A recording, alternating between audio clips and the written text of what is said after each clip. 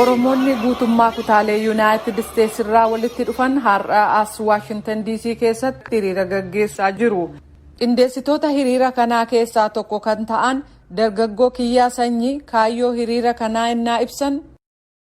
Gaaffii nuti qabannee baane tokkoffaan hidhamtoonni siyaasaa biyya Itoophiyaa keessatti hidhamanii jiranii obbo Jawaar Mohaammed, obbo Baqqalaa Garbaa, Jaalabdii Raggaasaa, obbo Hamzaa Booranaa, obbo Lammii Beenyaa, Aadde Caaltuu Taakkalee hidhamtooti hundi akka waliigalaatti akka hiikaman tokkoffaan kana.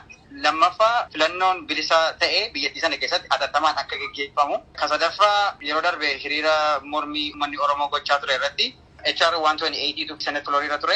Amma jijjiiramni jedhamu waan hin jirreef waraqaan sun Floritti deebi'amee jijjiiramni jedhamu kun akka deebi'amee qoratamu kan jedhudha sadaffaani. Gaaffilee garaagaraa uummanni kaasaa jiran illee ni jiru. Muummichi ministeeraa Rizaayin haa godhu kan jedhu illee ni jiru. Gaaffilee kana qabannee baane jechuudha yeroo kana. Hiriirtonni keenya isteetota Ameerikaa keessa jiran garaagaraa irraa dhufanii Minnesota irraa kan dhufan jiru. Seattle, Washington, Colorado, Ohio, Pennsylvania, New York. Dhugaadhuma dubbachuudhaaf taanaan Oromoon isteetii bakka jiraatu hundarraa dhufe jechuun hin danda'ama. Warri kaan xiyyaaraan dhufanii, warri kaan konkolaataadhaan dhufanii, gareedhaan wal ijaaranii kan dhufan illee hedduudha. Minnesota duwwaa irraati pileenii guutuu afurtu dhufe kaleessa har'a ammaa har'a ganamaatti jechuudha. Isteetota Ameerikaa garaagaraa keessaatii dhufanii.